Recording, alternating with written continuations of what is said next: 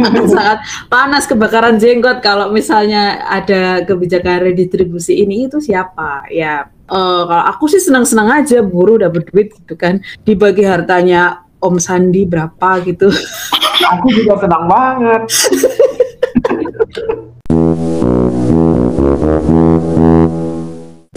Halo teman-teman yang ada di saluran Bergibah Podcast. Semoga sehat selalu ya. Teman-teman di studio gimana nih? Halo, sehat. Sampai sekarang masih sehat.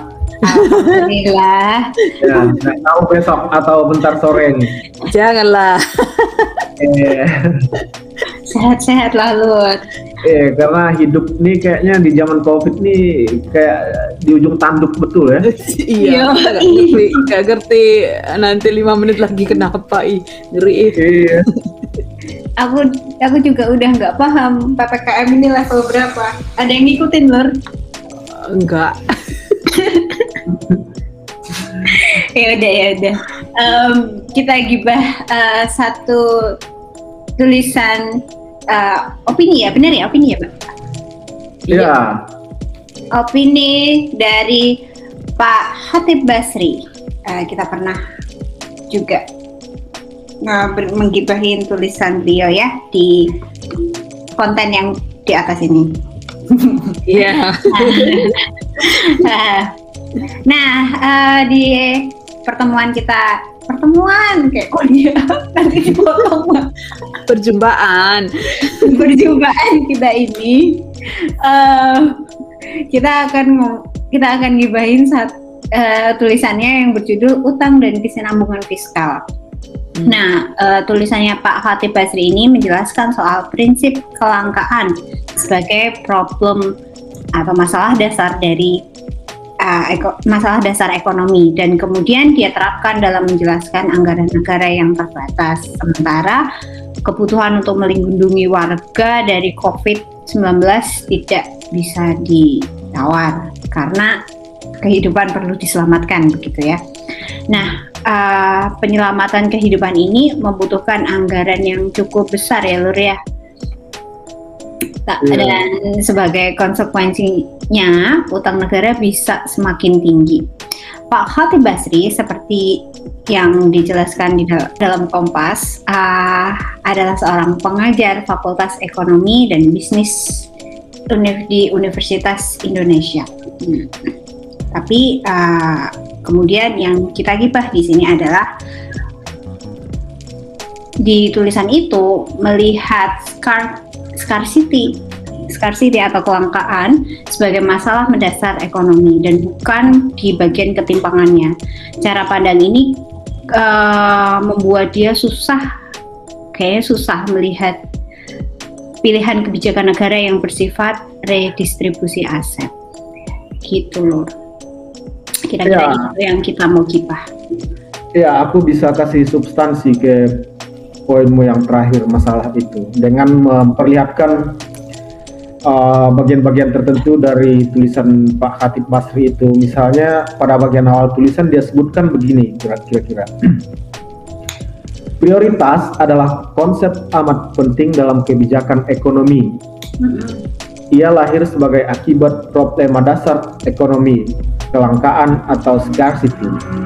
Manusia punya keinginan tak terbatas, padahal kita hidup dengan sumber daya terbatas. Itu sebabnya kita harus memilih. Itu ada di tulisan Pak Khatib yang di Opini Kompas itu. Kemudian dari poin tentang prioritas dan kelangkaan itu, ia menjelaskan menurutku sebut saja ketegangan antara kelangkaan dan kebutuhan. Misalnya dia sebutkan, misalnya dia sebutkan dalam tulisan itu ruang fiskal pemerintah terbatas. Di sisi lain stimulus dibutuhkan. Ya, dari permasalahan itu atau ketegangan atau tarik menarik itu, dia mencoba membuat sketsa jalan bagi apa yang dia sebut dengan negara berkembang untuk dalam bahasa dia tuh untuk menyeimbangkan kebutuhan untuk membiayai defisit fiskal guna mengantisipasi pandemik tanpa mengganggu keberlanjutan fiskal. Ya, di dalam tulisan itu, kalau dalam bacaan saya dia menyebutkan 4 prioritas. Misalnya yang pertama, kelihatannya adalah bagaimana meningkatkan produktivitas dan efisiensi agar investasi yang dibutuhkan untuk suatu output itu menurun. Ya, salah satu caranya dalam istilah Pak Hatip itu adalah dengan melakukan reformasi struktural. Ya, saya sebagai pembaca. Apa itu? Ya, saya bukan pembaca. Saya pembaca yang bukan ekonom. Agak susah saya memahami apa yang dimaksud dengan reformasi struktural di sini karena juga tidak dijelaskan lebih jauh dalam tulisan itu ya. Dan dengan poin reformasi struktural itulah dia kemudian melakukan legitimasi terhadap Undang-Undang Cipta Kerja. Ya, jadi kelihatannya Undang-Undang Cipta Kerja barangkali itulah contoh reformasi struktural. Wow. Ya, kemungkinan karena nggak dijelaskan tadi, saya cuma nebak-nebak. Iya. Kemudian prioritas yang kedua menurut Pak Khatib adalah meningkatkan penerimaan pajak. Jadi pajaknya bagaimana caranya supaya penerimaan meningkat dari pajak. Mungkin kamu dipajak lebih besar atau apa. Iya kan. Ketiga ada yang dia sebut insentif pajak. Tidak begitu jelas bagi saya secara lebih detail maksudnya apa. Tapi kelihatannya adalah adanya keringanan atau pengecualian pajak bagi jenis investasi tertentu.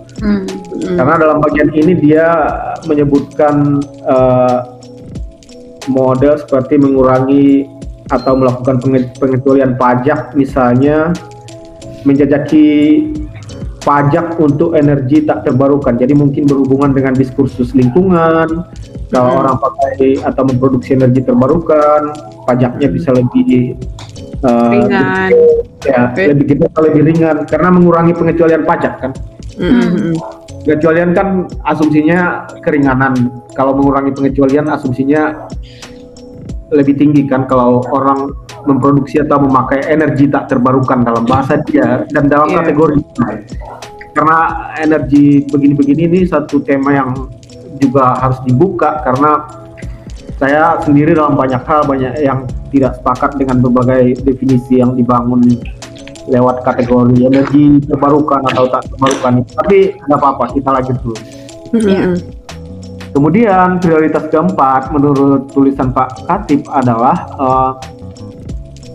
menambah aliran uang dari pemerintah ke masyarakat dalam kelompok tertentu, misalnya melalui program-program ya seperti BLT atau bantuan langsung tunai itu atau PKH atau program keluarga harapan.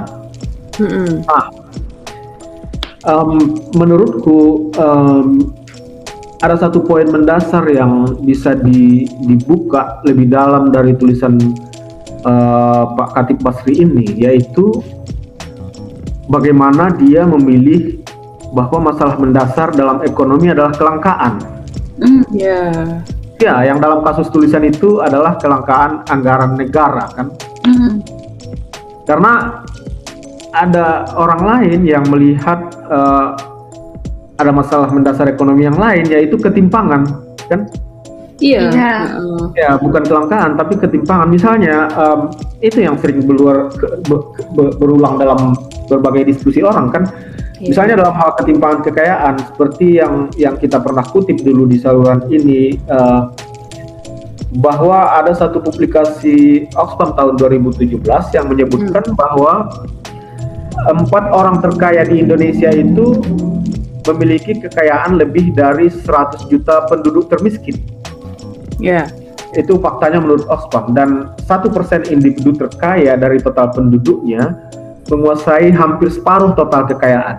Nah ini laporan Oxfam di tahun 2017 itu yang kalau kita hubungkan dengan tulisan Pak Khatib itu, menurut saya terutama dalam poin ketimpangan yang kita kutip ini memilih apa yang disebut sebagai problem mendasar ekonomi secara berbeda.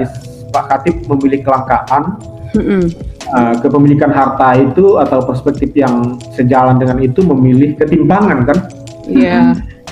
Jadi itu laporan Oxfam itu kan nggak dilihat Pak Khatib sebagai masalah mendasar ekonomi di Indonesia kan. Atau mungkin di dunia,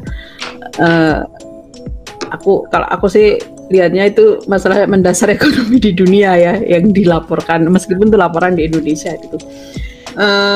Ya itu tadi, bagaimana masalah mendasar ekonomi itu dilihat itu tergantung pada siapa yang lihat dan siapa itu memilih masalahnya apa gitu loh. Jadi kayak ekonom seperti Pak Khatib lihatnya kelangkaan gitu. Kalau aku yang buruh atau apa nggak jelas ini lihatnya ketimpangan gitu. Iya kan, aku ada banyak hal yang tidak bisa kulakukan, tapi ada orang yang bisa melakukan banyak hal karena punya uang gitu kan. Jadi kalau kembali lagi ke Oxfam tadi bahwa ada 1% individu terkaya dari total penduduk itu menguasai hampir separuh dari total kekayaan di sini. Artinya kekayaan itu ada, bukannya nggak ada, Pak Khatib. Itu ada, duit itu ada gitu, kekayaan itu ada, bukan langka gitu. Tapi di mana uang itu gitu loh? Uang itu kan dikuasai, kekayaan itu dikuasai oleh segelintir orang gitu. Yang 1% tadi, uang itu ada, tapi di situ tuh tempatnya tuh, bukan langka, ada itu tuh. Ya kalau kita boleh gemes gitu, itu tuh kita tuh kasih tunjuk sembunyinya uang itu. Itu makanya kalau kita pakai cara pandang itu bahwa uang itu ada, lalu sembunyi di situ tuh uangnya gitu, maka yang harus dilakukan menurut kami itu adalah bagaimana caranya meredistribusi uang itu, kekayaan itu yang ada di 1% individu itu supaya ketimpangan berkurang. Nah, itu kalau kita lihatnya ketimpangan sebagai masalah mendasar ekonomi, gitu kan. Artinya untuk menyelesaikan masalah mendasar itu ya redistribusi gitu. Nah, pilihan ini kan bukan hal yang baru sebenarnya. Ya pemerintah adalah ya punya program reforma agraria yang itu diundangkan kan. Iya, itu diundangkan. Artinya pemerintah punya program itu gitu ya, meskipun pelaksanaannya ya gitulah, cuma itu kan program pemerintah gitu, ada redistribusi di situ dari konsentrasi penguasaan lahan gitu. Nah, jadi itu bukan hal yang melanggar undang-undang karena kan itu ada di undang-undang gitu, artinya sah-sah saja ketika pemerintah atau kita mengusulkan atau pemerintah melakukan redistribusi kekayaan, itu sudah ada di undang-undang loh. Sudah ada dan bukannya pernah ya, ada sampai sekarang kan masih berlaku itu. Nah, Pak Khatib Basri sendiri bilang demi menyelamatkan kehidupan terutama di masa pandemi itu pemerintah kan harus kreatif gitu. Nah, dia menulis begini nih, ada yang lebih penting dari disiplin fiskal, yaitu titik 2, kehidupan dan penghidupan, life and livelihoods. Itu sebabnya di masa pandemi tema kebijakan fiskal di seluruh dunia adalah do whatever it takes gitu kan. Itu tulisan Pak Khatib. Nah, itu kan lakukan apa yang bisa dilakukan, itu kan maksudnya Pak Khatib. Nah, soal seberapa besar, ya termasuk redistribusi itu maksudnya. Kalau kita bisa lakukan redistribusi, kenapa enggak gitu kan? Terus soal seberapa besar dan apa saja yang bisa diredistribusikan, sebagai contohnya itu ya kita pernah ngobrolin itulah sama teman-teman Kobar itu waktu itu, nanti ada di link kanan atas kiri. Kita pernah ngobrolin itu lah. Aku ingat itu. Maksudnya uang bisa dibagi lah gitu. Jadi kenapa Pak Khatib milih kelangkaan sebagai masalah dasar ekonomi dan bukan ketimpangan? Balik lagi ke tadi itu kan Itu kan artinya menutup jalan bagi pilihan kebijakan redistribusi, ya nggak sih? Iya kan, ya kan kalau dia bilang langka, terus mana yang mau diredistribusi wong langka kok gitu, tertutup udah. Kalau dia nggak ada yang mau dibagi gitu kan, ya udah lah mentok. Kita lihatnya timpang ya kan. Bukan iya langka. dia lihatnya langka. Kalau dia lihatnya langka ya udah ketutup lah ini alternatif untuk bisa kreatif memilih jalan redistribusi itu. Ya kalau kita sih sederhana aja sih ya lihatnya kan ya, siapa sih yang akan sangat kobong gitu akan sangat panas kebakaran jenggot kalau misalnya ada kebijakan redistribusi ini, itu siapa ya, kan orang-orang kaya kan. Yang punya uang banyak. Kalau aku sih senang-senang aja buruh dapat duit gitu kan, dapat dibagi hartanya Om Sandi berapa gitu. Aku juga senang banget. Nah itu mungkin Pak Khatib tidak ingin mengusik orang-orang itu ya, atau mungkin dia sendiri itu masuk golongan orang yang kaya. Iya itu nggak tahu ya, tapi mungkin jadi, begitu ya dia. Jadi dia makanya nggak muncul dalam tulisan itu soal ketimpangan dan redistribusi itu tuh kayaknya itu tuh. Mungkin satu dia beliau ini sungkan sama orang kaya, atau dia sendiri kaya kan. Iya. Ya gitulah. Ya tapi itu dugaan-dugaan aja loh, Lur. Pak Khatib ya. Kita kalau dia ada argumen lain seperti biasa, dengan senang hati lah kita menunggu aja. Iya. Tapi kalau nggak ada juga nggak apa-apa. Kalau nggak ada kita tunggu tulisan yang baru aja. Pak Dedi, dipanggilnya Pak Dedi ya, nama beken itu. Nama bekennya Pak Khatib.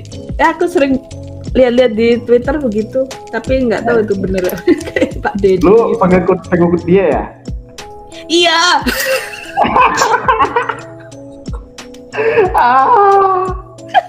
Iya. Oke. Ya kita nunggu apa nih tulisan Pak Khatib yang baru, mungkin kita tunggu lagi itu ya Lur ya, biar kita bisa gibah lagi. Kalau dia tulis lain kita baca lagi ya. Iya. Tapi terima kasih Pak Khatib. Kita belajar lah dari situ.